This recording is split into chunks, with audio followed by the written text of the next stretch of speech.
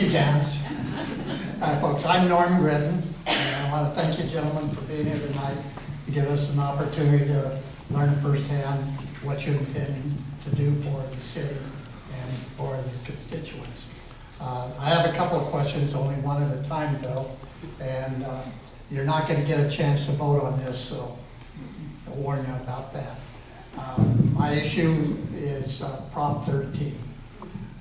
We're getting a lot of messages from Sacramento about changes that they wish to make to Prop 13, including changing the 2/3 vote down to 50% plus one to raise taxes. They want to split the tax rolls, and there's even some suggestions about eliminating Prop 13 altogether. My question is this: how are you going to help the constituents with maintaining Prop 13 and the other propositions that came after? Mr. Avery, you answer first. Thank you, Mr. Griffin, for your question, and I think that's a great question. I am very much in favor of Prop 13 and what it does to protect all of us as taxpayers. So your question is, what can we do on the city council? Obviously, it's a state issue, but on the city council, what can we do?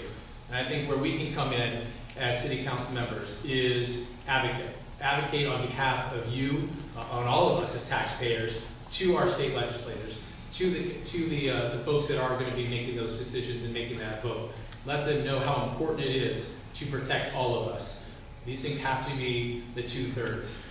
I don't believe that we should be raising taxes. And California is taxed way too high as it is.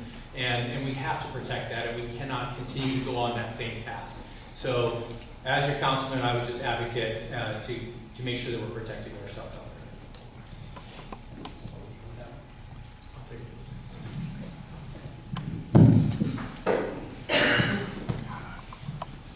Again, one of the reasons I stand up is I went to parochial school, and you always address your fellow students and also the people you're going to speak at in front of the knowledge. On Prop 13, I already work with state and local officials. I work with Senator Roth. I worked directly with Assemblyman Medina and other assembly people. I think that Proposition 13, which I'm also part of, we get the better part of that.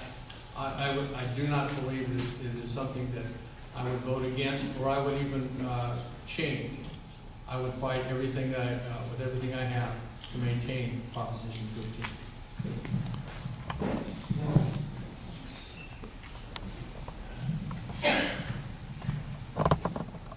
When Howard Jarvis started Proposition 13, or when he pushed it, we know that the housing cost in California was nowhere near the housing cost that we're dealing with now.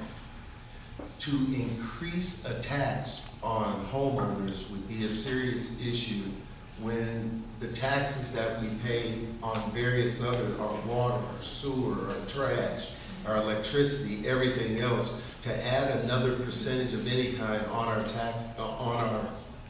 homes would be a burden. So I would not agree at all, and I would not want to eliminate Prop 13. And we have enough problems with affordable housing. We have enough problems with seniors being able to pay for the homes that they're at. Then we're adding extra taxes and burdens.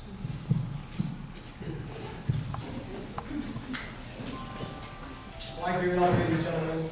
Obviously, I want to protect taxpayers. And as someone who's younger, who has a lot of friends who are first-time home buyers, I wouldn't want to further burden them with an increase in tax when they're already having a hard time making bills, already having a hard time finding high-paying jobs, especially in this area. So, like my colleagues up here, I think we're all in agreement on that.